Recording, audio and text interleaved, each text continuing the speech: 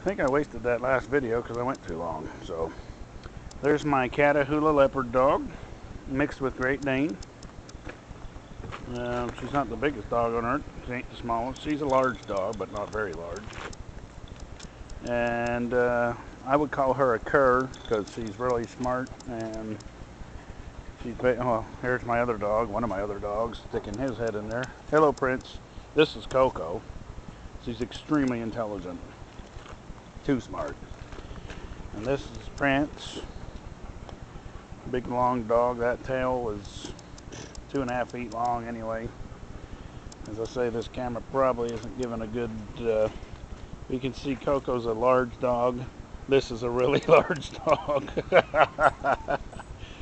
Oh, and there's the other one. So that's Prince.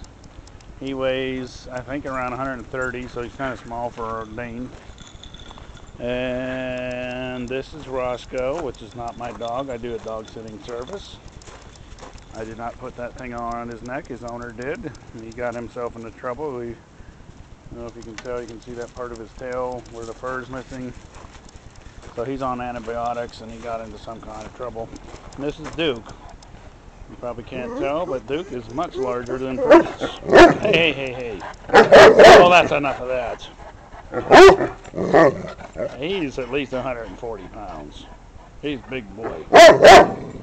Now, I'm not saying, hey, that's enough. I'm not saying that that's huge for a Great Dane. I've seen Great Danes over 200 pounds, but you can tell my dogs are lean and mean. They're not mean, I just mean they're fit. They're not all big old fat Great Danes like a lot of other people let their Danes get all fat and stuff. That is so unhealthy. And I feed them good dog food, and I add meat and eggs, and she is just as excellent health. This dog here, I mean, if you see her going to spade of her activity, you would understand just how good a shape she is, but she ain't gonna do it for the camera. This is a Shiba Inu, I think she calls it. It's a Japanese bred dog. It's purebred. He's a little bit got a temper. He's not my dog. He's one of my tenant's dogs. He's cool. He just has a little attitude. He gets a little carried away with that attitude sometimes. And then I got another dog, but he ain't out here right now because he's afraid of these Danes, not because they hurt him on purpose, but because he gets stepped on. He's a rat terrier. So I was taking a video earlier, and I don't know, I'm going to take a little bit again. I bought these. These are 6 feet tall or more. Sisu trees. They're native to India, I do believe, from what I read anyway. And this one just kind of really healthy. I like that one. This one over here too is really good shape. Not very tall yet, but it's in good shape. And anyway, there was a nursery that was going out of business, and I bought them for $5. So $5 a piece for a 6 foot tall plant that's just growing like crazy. All of these, and I of course put Marigold-Gro on them, which I'm assuming has helped the growth quite a bit. I don't know. A couple of Air Force jet fighters. I don't know if you can see them. Probably hear them if you can't see them. Oh, there we go. Luke Air Force Base isn't too far. It's about 50 miles from here, but for an airplane, that's what, a couple of minutes. So they fly over here often. Those are fighter jets. Sky Harbor, right over there, that mountain you see. If you can see that mountain, and there's a palm tree blocking the view. That's called Camelback Mountain. Oh, there's a plane. Oops. Yeah, I don't know if you saw that plane. They're landing all the time right there. And of course we got ourselves a nice dark sky going over there. I have no clue if it's going to get over here or not. I wish it would.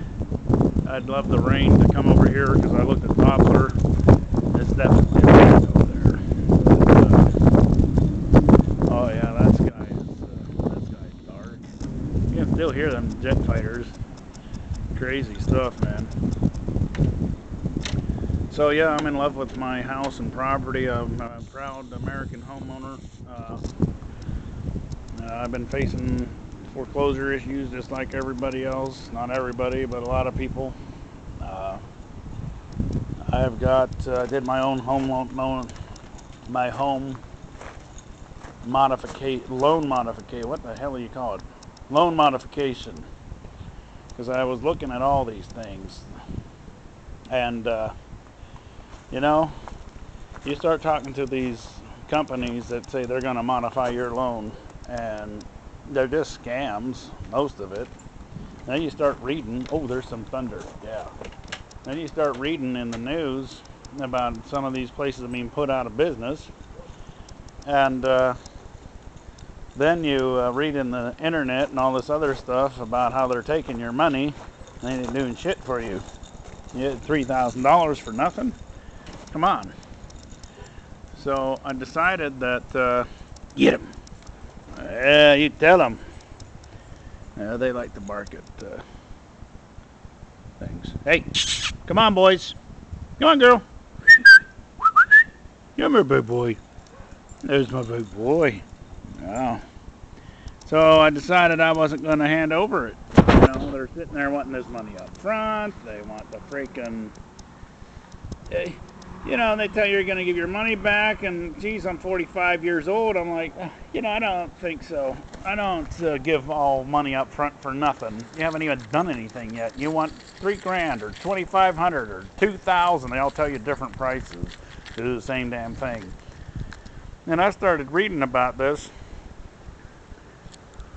and turns out that, you know, if you want to do the making home affordable thing through Obama's administration, it goes through your lender. You know, these loan modification places, they're sitting there trying to tell you, or they don't really tell you that, they lead you to believe that they can go through whoever, whatever, whenever. Oh, hell with that. Hey, somebody parked out in front of my house. Well, hell. I guess, well, that's nice. What if I wanted to go somewhere? Left your car parked right in front of my car. Oh, nice. Hope I don't have to go anywhere. Well, I started my research, and it turns out you have to go through your lender to get one of those modifications. You can't go through the government. You go to the government site, it tells you that. This thing is being done through your lender. Your lender is not being forced to participate. If they are participating, then this is how it works. So then they tell you 31% of your income is how much that the most that they want to, how does it work? 31% of your income. So they figure you're going to live on 31% of your income, and they will reduce your interest rate to whatever that comes to. If your interest rate has to go below 2% to come to that 31% of your income, then some, I ain't saying all of them, I don't even know who is or who isn't, but some of these places will actually lower the principal on your house to make it happen. And so I was looking into all this, and I said, oh, this is ridiculous. Now, these people have been talking all this crap to me, and I find out I can just do this myself. So I did. I filled out all the paperwork. I wrote well, you have to write your own letter of hardship anyway, and I wrote a good one. I gave all the reasons why, you know, I lost hours once. Overtime hours were taken away from me, and then regular time hours were taken away from me. And yes, I went out and got tenants to make up for it. I'm not going to lose my home if I don't have to. So yeah, I got tenants living in my house, and some of them, it's been a real interesting roller coaster ride. But anyway, I did that. I filled out all the paperwork, the application. I've sent in every bit of documentation that they want. And on Monday, this coming Monday, which would be the 27th of July 2009, I will find out what, if anything, I qualify for. I have a FHA loan. So if I don't even if I don't qualify for anything else, I'll qualify for the FHA modification that's always in place anyway, where they take the past due amount and put it at the end of your loan. So the point is that I'm running out of time here, and I'm going to process this video. Y'all take care now.